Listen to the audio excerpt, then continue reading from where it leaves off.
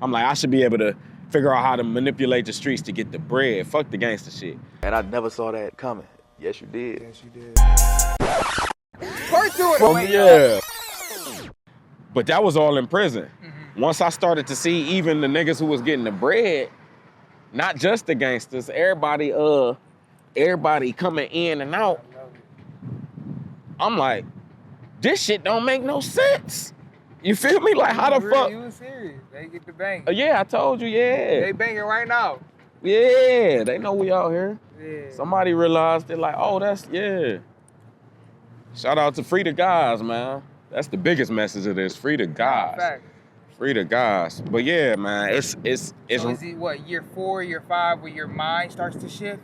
It was year 3, 2, 3. I did, so I went to Mansfield, got sentenced, went to Lorraine, got sentenced with 12 years, went to Lorraine. From Lorraine, Cuyahoga County came to get me for a whole nother robbery in Cleveland. I went back, they gave me 2.5, ran a concurrent. So I still got 12 years. Cleveland I ain't even think about, even though I technically had 2 cases I was serving time for. Back to back, yeah. You feel me? So I go up the road, and Mansfield was such an experience that I never really had the chance to change the mentality. If anything, the mentality worsened. I do hear about Mansfield. Because it's like, not only am I surrounded by gangsters, now I'm surrounded by gangsters who can't have the success we chasing. What you mean? So in the streets, we doing gangster shit. Everybody chasing something. Even if it's just a name, you chasing something. To where when you get it, your energy shift and you become easier to deal with. You become a peaceful, Real shit. even if you're doing wrong. Like you see rich murderers. Yeah. That's peaceful. The motherfucker, yeah. Because they accomplished. Yeah. You feel me? For the spirit as a human being, when we accomplish, we become peaceful, whether it's wrong or right. Wow. So in prison, you got a bunch of dudes who realize the accomplishment is no longer in reach. So that peace becomes no longer in reach. So you got a whole bunch of angry gangsters who know they can't, no matter what they do in this moment, they can't go nowhere. Damn. They can't really, don't get me wrong, I made a significant amount of money in prison, and it's a bunch of people made way more. But you still can't get where you trying to go. You locked up for a specific amount of time, and you know that. Some of them dudes was locked up for indefinite amount of time, and they wasn't coming home. So just imagine being surrounded by people who can't get the goal, who can't even climb towards the goal. And the only goal they can set is that of peace within a cage. Yeah. We setting goals to be happy in hell. So it's like, is it really happy or is it contentment type shit? You feel me? Like, so being in there became real to the point where I had to adapt. So changing wasn't even an option. It's like, no, I gotta become more ruthless because this nigga might stab me because he mad he ain't going home and he see I just got a visit from a pretty little light-skinned girl or from my mama and my sister, you feel me? And the envy kick in, the jealousy kick in.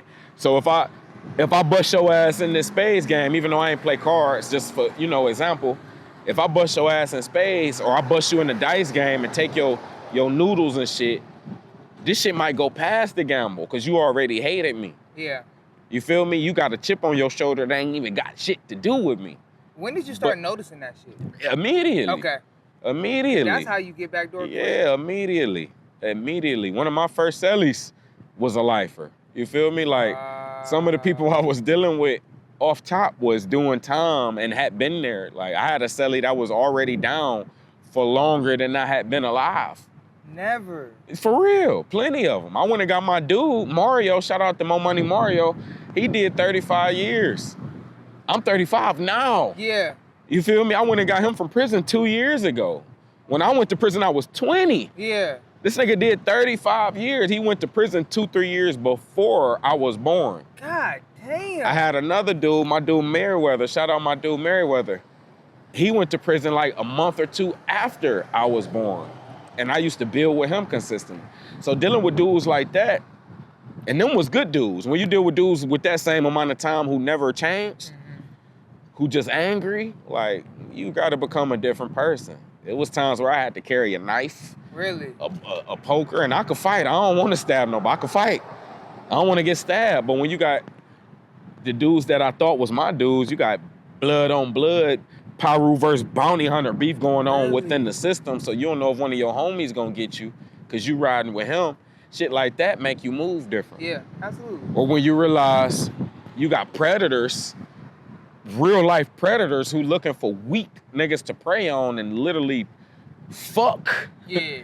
You feel me? That changed your mentality. So before I even got to prison, I'm in the county knowing what prison is, changing. I'm becoming a different person. Every day. I'm doing push-ups until I can't no more just to get stronger. Yeah. To guarantee I can hold my own. I know I'm a gangster, but I was 134 when I went down. Damn. 5'5", 5'6". Like, So you turned that, because you said you were scared at first. no, I wasn't scared of prison. You were scared of the time? I was scared knowing I was about to do all that fucking time. Real shit. Yeah, I knew what I was going to. Yeah, I knew I was going to sit down. Yeah. I was preparing to sit down with in hell. Yeah. You feel me? Like, and I just knew as a little dude, I gotta gain some weight. I gotta get stronger. I'm a kid damn near. Seeing these niggas in here, this niggas 45, yoked up, Yeah. that ain't got no problem beating a nigga ass who a fresh 18. Wow. Cause you in here with me, I ain't shit. Nigga, I ain't sparing shit. And if I need it, I'm taking it from you. So seeing people like that, understanding there's people like that walking around me, living, breathing, potentially thinking about doing it to me, I had to become one of those people. Like, I never really became somebody that preyed on the weak, but I got into extortion. You feel me? I got into, cause I had to eat. And I had not only eat, cause I had family. My mama did what she could. She couldn't do much. $20 here and there on the books. Eventually, years down the line, my father stepped up and did something for about a year and then stopped. You feel me? But I had time. My sister, shout out my sister. But the reality of it, especially as a man, I was kicked out the house at 16, got let back in and then kicked out again at 17. Damn. So depending on family, depending on mama, depending on anybody wasn't even cool.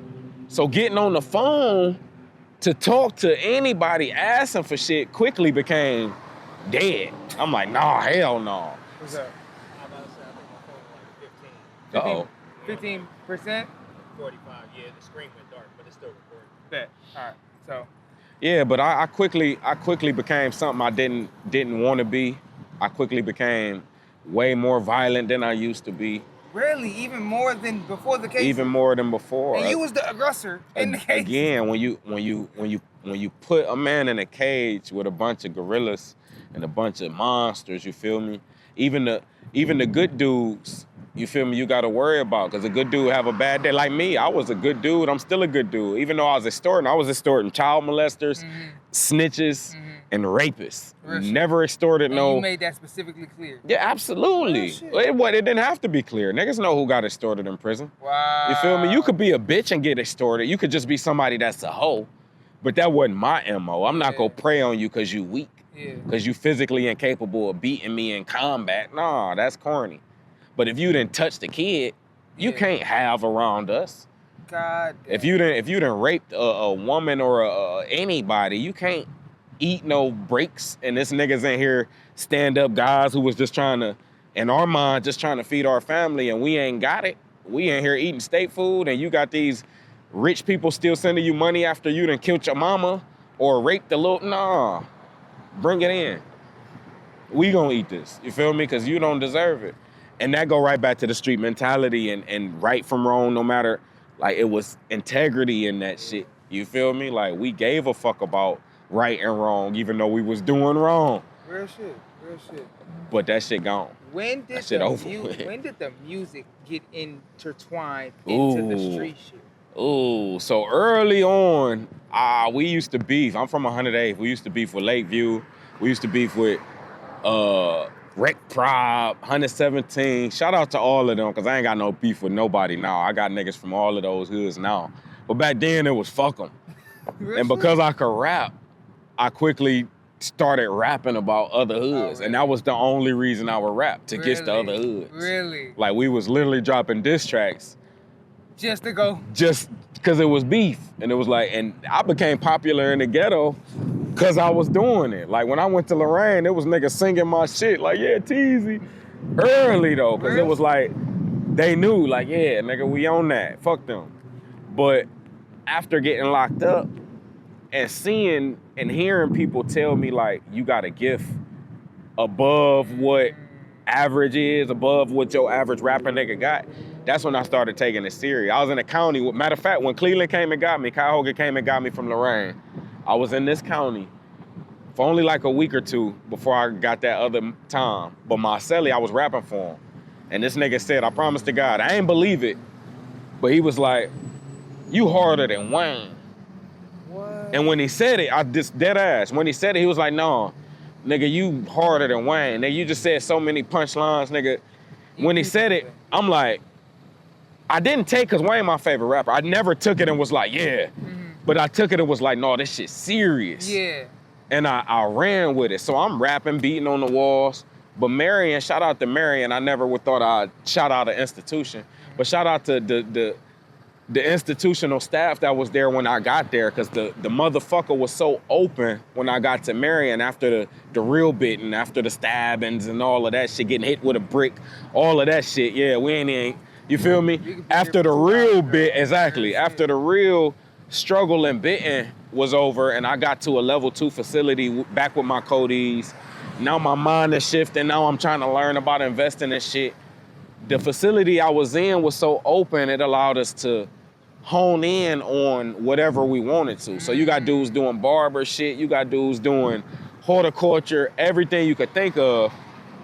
And you got dudes like us, me and my brother J Love, shout out to J Love, that was his name in the joint, Love Bosky now. But you got dudes like us who was in prison rapping on stage. Shout out to Doughboy too. Doughboy was in Marion with me, you feel me? He was there and he was performing, seeing us performing, like it was lines outside the motherfucking chapel sign up list to see us rap. Yeah. You feel me? And it was a different experience to really go through being a famous nigga in prison. Wow. Nigga signing up to perform, like, it's a whole nother experience seeing niggas line up and tell you him. Yeah. Niggas telling me like, no, that song you did, like I dropped tears when I got to the rack. Doing TEDx, like, nigga, this is that, nigga, you made me cry. Seeing COs come up to you afterwards, like, no, that's powerful, you gotta do something with that. It was like having that experience, having that ability to do some shit like that while incarcerated helped me to take this shit serious, you feel me? Like, it helped me to realize And this was something I can do. over years, or is this like happening at one after the other after the other? Once you get past Once I got past the bullshit, I went from Mansfield. Yeah. Mansfield, they rolled me to Lorraine to be a cadre. They did a mass level 3 move, gang shifts. So the gangs couldn't really, could you talk feel about me? this all day, for real. They did a level 3. yeah, it's a bunch. It's a lot of shit It's a going lot. on. But they did a big shift. Me and my brother Knockout Dre, my brother Jonah, shout out the homies. We all ended up in Lorraine. And from there, it was like a medium. It's like I'm still on bullshit, but I don't have to be. Type shit. But that's why I got hit with the brick. And then that's what kind of really made me be like, man, I can take this shit left or right, because I'm big dog, but I'm also big dog up here. So when I got to Marion, and the prison got even softer, and my name was already solidified, it's like, now I'm a gang leader. Now you feel me? I'm big homie to a lot of dudes, in and out. So any bullshit I'm into is because of me. So it was easy to step back. Okay, now I'm reading, now I'm studying, now I'm focused on my physical. You feel me? Now I'm focused on my vocabulary. Now I'm just trying to become a raw nigga. You feel me? I'm trying to become raw. This is you was 20 when you went. Yeah, this is 24, 23, 24. And you're trying to develop as a man. I'm trying to develop. You feel me? But it was happening. But it was happening. It was happening because, again, coming from the gangster part of prison to the soft part of prison, and my mind being able to open up and do what was necessary to change, that's when the floodgates open. And then again, shout out to Marion giving us the opportunity to display our talents. You feel me? We creating programs. So now I'm seeing I can be a leader. I can put all of this knowledge I'm reading in these books and I can teach it to my brother. You feel me? I can put together a program to say I done read 5-10 books on finance.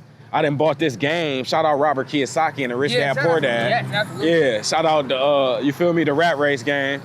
We got all of that in prison. Really? In prison Oh, shit. to the point where the COO of the prison was reaching out to me like, yeah, nigga, what you on?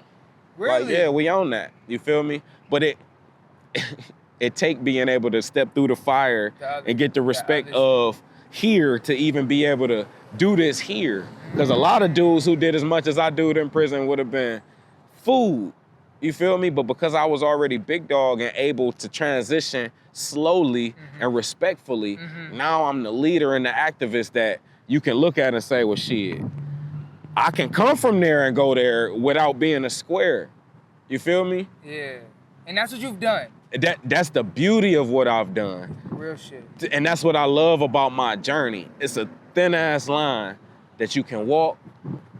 Not many people can walk it, but I've walked it successfully and I came out alive. I've came out able to tell a story of victory, of overcoming the bullshit. And I'm not gonna tell no other story but overcoming the bullshit, because the bullshit ain't where it's at. And this is coming from a nigga who you can't say wasn't on the bullshit. Cause I had this, you feel me? I've got the journey to, we have part 2 though, man. Man, we got to. I'm finna say, We got to, I know because it's about I time, literally will but sit it's so here all much, day. yeah, we ain't touch on, yeah. There's so much. There's two other things I want to touch on. One, you got it on right now, Exotic Smoke. Boy, brand. boy. Go get that.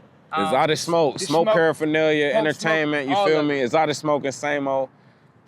It is what it is, man. It started as a vision, and that's the thing about being an entrepreneur, being somebody who come from nothing, man. We think it, we could create it, man. I thought this out because I smoke, and I wanted to smoke something different, and I saw somebody create something, and I said I could create something. Wow. I thought up the vision, I thought up the look for the vision, It's hard. and I proceeded with the vision. Now I got 3-4 products up under my line. Now I got a brand, you feel me? Yes.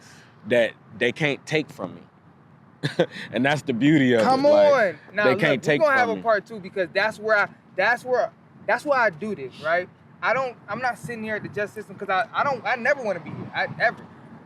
But it's to set the foundation of what he's about to do.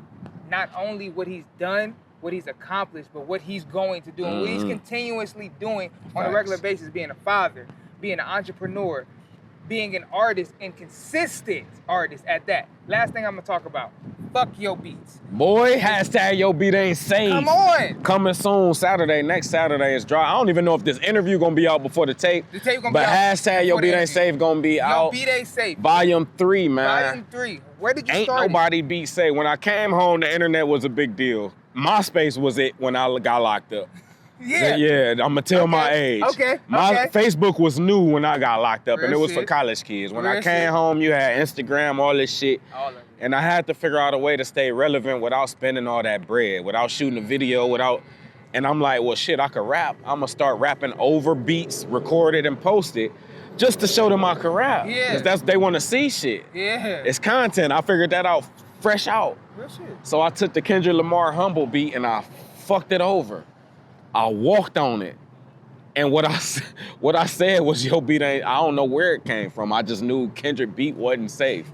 I'm like, I'm on it. You feel me? I'm like, he was hollering, but I'm on it. Yeah. And from there, it was like, this is a campaign I could run to stay relevant.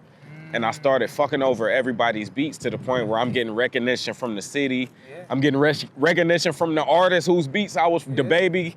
You feel me? He was on my ass when I rapped on his beat with my son. He like, man. don't let me get me and my child to, you feel me? That It was, would've been dope, it though. was though. That was a Just for dope- him to yeah, acknowledge, you acknowledge feel it, me? yeah, Project yeah. Pat reaching out for me to write for. It was a whole bunch of things that I accomplished. Shout out my brother Yada from Vegas, MMG, you Shout out feel to me? Yada, yeah, I was Yeah, gonna like, say out with him. it's a lot of connects I done made just from being consistent with smashing shit. You feel me? Throwing my own shit in between, but it was really all about Yo Beat Ain't Safe, man. So Yo Beat Ain't Safe 3, Ain't Volume 3 nobody is out shit now. safe, man. It's out now. Go get that right Fuck now. your favorite rapper. I'ma take his beat What's your and favorite one on eat that it. one? On this Volume 3. What's your favorite Ooh, one? volume Get a 3 is volume. either the intro or the outro. The intro, intro or the outro? the intro is Euphoria.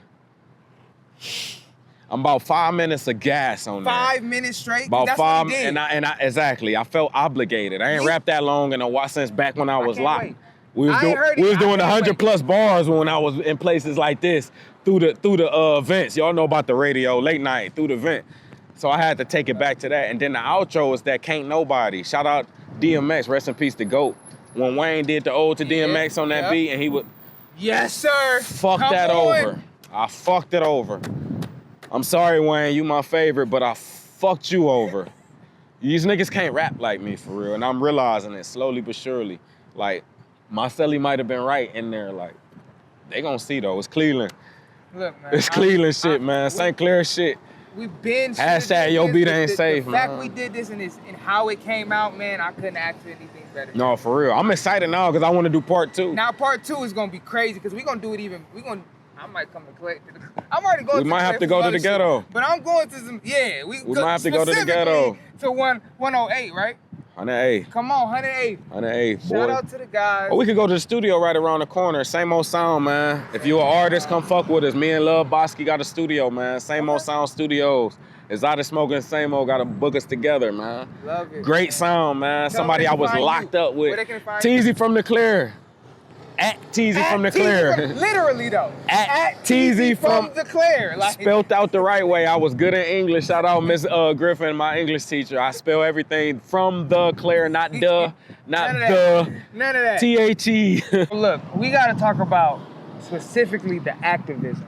Man, Getting out of prison and then fighting for man. the ones inside. Talk about it. Why? Well, being locked up, and remember I talked about being in Marion and having the access, the opportunity to Change. perform. I didn't speak on, you hip the TED, Yes. the TED platform? Yes. So you hip the TEDx? Yes. Independent TED. Absolutely. So the first independent TED was done in Marion, Really? and that's when I met Piper Kerman. Okay. That's the author of Orange is the New Black, Mhm. who the show Orange is It's the New based Black off. is based off. Yep. So the first TEDx done in Marion, eventually down the line, I get to do things like that to where right after my mother was diagnosed with cancer, she's fighting cancer, Mm-hmm. I get to do the TED. Me, J Love, and somebody else was on the song, Love Bosky. And I got to perform for my mother while incarcerated. It was one of the most emotional. I think that might have been the only time I almost cried in prison. Wow. And it was seeing my mother cry, saying the words that I was saying to her, because it was so deep, knowing she was potentially finna leave me. You feel me? But again, the reality was I'm in prison, I'm getting to perform, and it was life-changing. So in order to do that, you got all of these people that come in, and they getting permission, and they pretty much taking responsibility for us and whatever go on per Columbus, per the institution, per the justice, you feel me?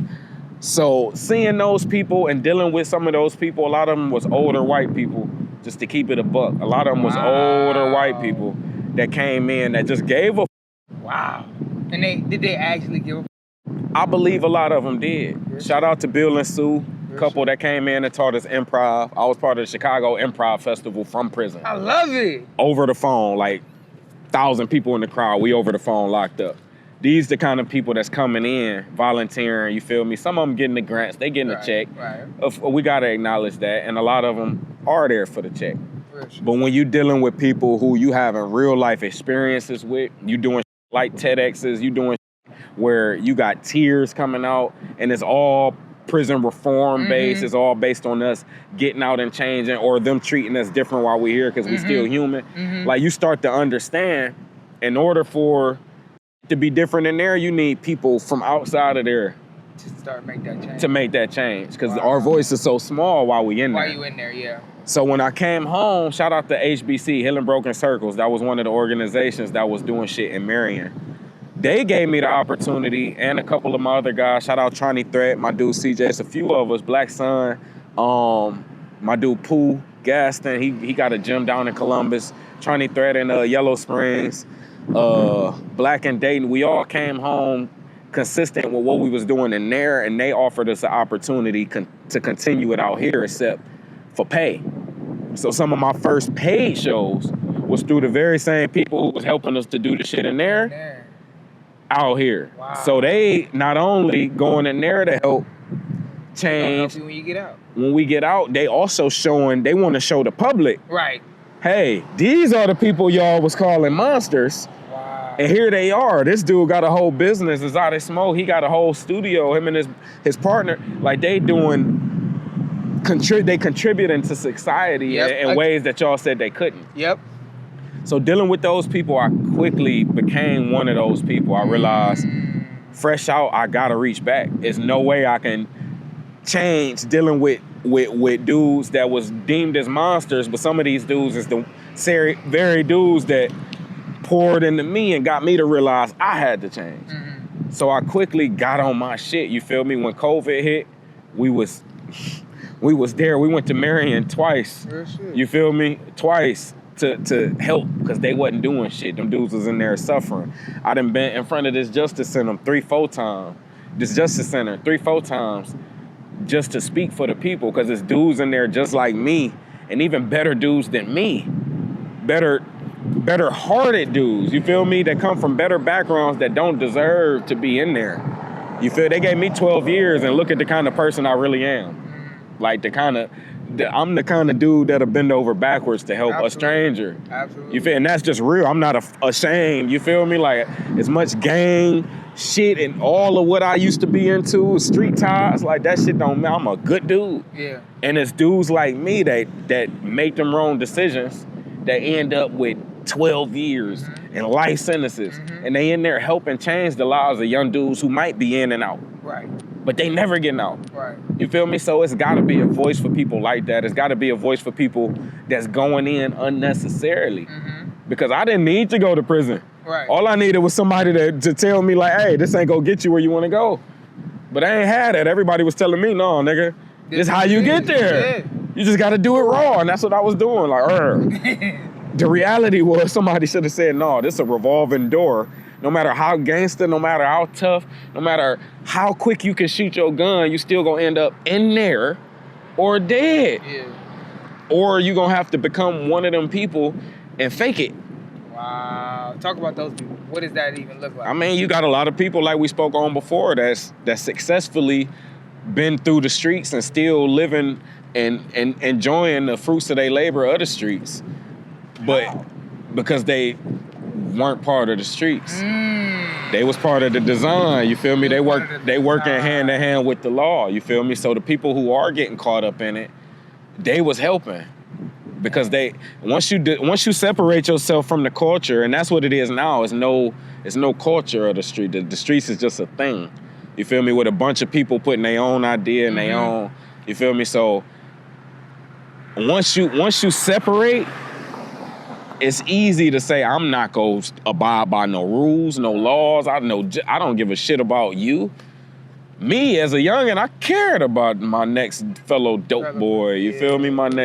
These niggas don't care. So knowing how twisted it is, man, knowing that so many young dudes, just like I was, going in, but with way worse mentalities, with way worse circumstances to deal with. Even though prison is becoming easier to deal with, is it? It is, but it's becoming harder to escape mentally. So when I went in, you could barely get a TV. Right. You feel me? You had to get permission and you had to spend a bunch of bread. Nowadays, you got little dudes going to prison where they getting issued a whole tablet to where I can call people, I can watch movies, I can listen to my music. I'm comfortable. I'm good. Imagine a little dude who really ain't got to lay with a woman. He ain't missing shit. Right. He ain't missing shit. So shit, why I care about coming here? Right. Oh, I can play that. They got Wii's, they got video games. It's fucked up. So for the young mind, for the young ignorant mind that's coming to prison now, it ain't that tough. You feel, especially if they prepared to squabble when they need to. They got family, they mamas and daddies ignorant as shit, so they gonna send them money and claim they don't belong there anyway. Right. So they spoil and they getting spoiled, they eating good, they working out, and they playing games. And they getting popular, and they got going to college in Instagrams. jail. And they, which is what's necessary. I took myself to college via books that I bought. Yeah. Because they wouldn't let me go to college because I had too much time. Real shit. But what they doing is going to time out in the playground in jail right now. Yeah. So mentally, I can't escape if I'm not uncomfortable. If I go here and I get more comfortable, I got more privileges here than I did outside. Real shit. I'm having more fun in here than I did out here with the guys. JoJo and Mikey up here. Yeah, type time. You feel me? They been locked up. We in this bitch. What's up? We calling home. I might knock a roller. This shit ain't that hard. Long as I ain't no hoe ass nigga, this shit it's actually fun in the moment if you allow it to be. You feel me? I had plenty fun locked up. Really? But mentally, if you allow it to be that, It'll be that. it'll forever. be that. And you're not gonna come home saying, I don't wanna go back. Right. You're gonna come home saying, if I go back or when I go back, send me this. Set this up for me. And I didn't watch niggas do it. Set this up for me. Send me, I know what to do. I know who to talk to. I know who to send the pack to. I know what roller's going. Now I'm just gonna do my time more comfortable. And I'm gonna be the big dog as soon as I get there. Yeah, like. Niggas be setting it up. So the one of the main reasons for me to become an activist and really not, even though a lot of my music reflect the streets, I'm not gonna sit and act like I'm not who I am. I'm not gonna act like I don't talk my talk here and there, you feel me? But none of what I say and none of what I do is to encourage somebody else to go down that path. You feel me? I'm always speaking of what I used to be on or what I'm capable of doing if getting taken there. You feel me? And the reality of being a different person, when you in the culture, you still can get taken there. You feel me? I done had to do some shit, 2 things in the last month that I wouldn't imagine I would have had to do. I put my hands on, I done knocked the nigga out in the studio a couple weeks ago. And the reality of doing it, my fist still hurt right now. The reality of doing it as a person like me is the culture is fucked up. So you can't escape a lot of the downside of the culture if you're not trying to change the culture. So if you accept the culture as drill, if you accept the culture as ignorance, all it is what it is, you feel me? Because all the popular shit they push in the radio is ignorance, is that we dying, that's it. That's it. At the end of the story, we die. We go to jail, we die, or women become hoes. At the end of our story with the culture how it is now. Literally. No families. So no understanding that, you gotta be able to separate from it. And once I separated from it, it was very easy to say, I gotta try to change it. Cause you got dudes who will stand face to face with a real man like me. I could say a real gangster, a real man, a real dad, a real leader, a real whatever. I could say a bunch of shit about me. But you got a bunch of little shits that ain't nothing like me who will look me in my face and say, fuck me, and go left, even though I'm saying go right because of the culture. Yeah. So if we ain't working to change the culture gonna change who we are. Yeah. And it ain't gonna be nothing dudes like me can do about it. Cause the culture is what make us. Just like the culture made me. I thought the tough shit and the gangster shit was what I was supposed to be on. And that's exactly what I did. Successfully and then unsuccessfully. When the culture telling these little niggas to drill and kill with no regard of life, with no regard of right and wrong, with no regard of time, with no regard of bread. No. You're not even getting no bread out of this, my boy. Go listen to the drill music. These niggas is not talking about no bread. There's no money involved. The one Vaughn from 1700, I didn't count, but within 30 seconds, this nigga said ops 30 times at least. And it's like on the ops of and it's like, okay, I get it, the young nigga, but the reality, we gotta start looking at the reality. If you got 3 guns and no money, what the fuck are you doing? If you go spin a block, like they say, because I'm assuming these niggas not lying. I'm talking to the ones that's not lying. If you lying, you just really a corny nigga, and you're not even part of the conversation. But if you really doing this shit you talking about repetitively, just look at the end of the road. Like if you really see it, good with the streets, real quick before we end. The streets, as long as we knew it, anybody respected, anybody who got a name, 9 times out of 10, they got a bag. Mm-hmm. You feel me? Especially today. Like I said, back then, it was more respect for the gangsters. Nowadays, you ain't gotta be, you could be a whole bitch. If you got some money, yeah, you respect it. So the reality is all of us, whether you doing right, whether you doing wrong, the end goal is to get fucking rich. yeah, To be comfortable. Even if you don't want to get rich, you want some money. yeah. That's what we gonna talk about, money. So we look at our reality You can do and what we the say, fuck you want to do. we say, all right, you wanna drill, you wanna rap about drilling. Whether you're doing it or not, what's the end of that? Where are you getting? Are you getting the bread you say you wanna get? Even if you do throw a bar in about some bread. How you getting it? Because I know damn well I done drilled in real life. When you drill, your heart pumping, you're not going to ramsack the house and take the dope. If you just shot the house up, if you just shot the dope boy, you're not going to the dope spot to take the dope. You're not going in the car. 9 times out of 10, you're getting the fuck out of there. Once you do all this drilling and you spinning the block, you're gone. So you spent money because bullets is expensive. I know because I go to the range and I can actually shoot my gun. Bullets is expensive. Gas is expensive. So all you did was shoot bullets. Potentially, lawyers are the biggest expense. And if you ain't got one on retainer, you pretty much committing suicide being in the streets. And a lot of these niggas ain't got a lawyer on retainer. You ain't even got enough money to have a good lawyer on retainer. You feel me? Because you ain't did shit for no money. So you just went and spun the block on the nigga because he said, fuck your dead nigga. You potentially about to do life. You potentially need a lawyer that's going to cost you 50 to 100 grand. Yep. But you didn't make a red cent. And then you went and rapped about it. Silly. And this is what the culture is right now. And these little niggas is brainwashed. And they brainwashed to the point where they tough. They not scared. Yeah. And that's the difference. Like they have no respect. Fuck fear, they have no respect. Yeah. For themselves or others. For themselves or others. So whereas you got big homies like me who the proof is in the pudding. I'll beat your ass, I'll shoot you, and I done did the time without telling.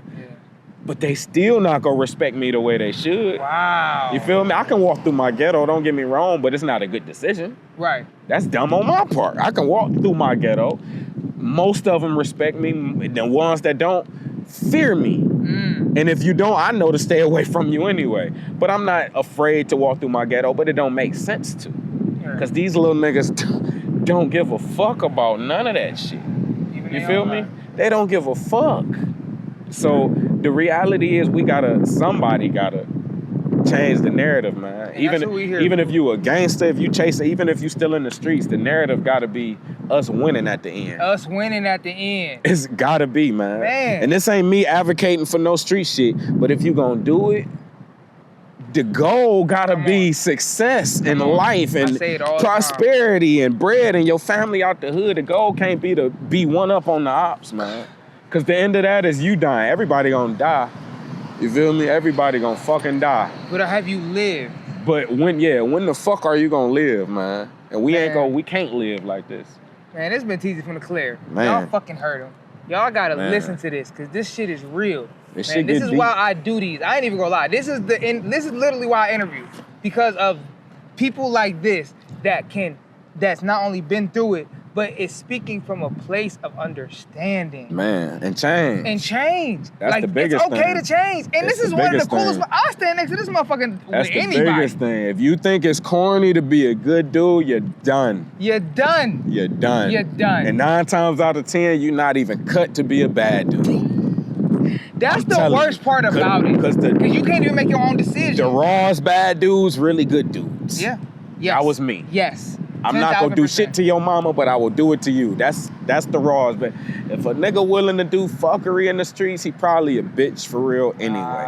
So you gotta understand the difference, man. And once you understand the difference, you really realize you just can't win. You feel me? Eventually the real gonna be exposed and the real just ain't. You got good and evil, man. And I don't give a fuck what ghetto you from, what gang you bang.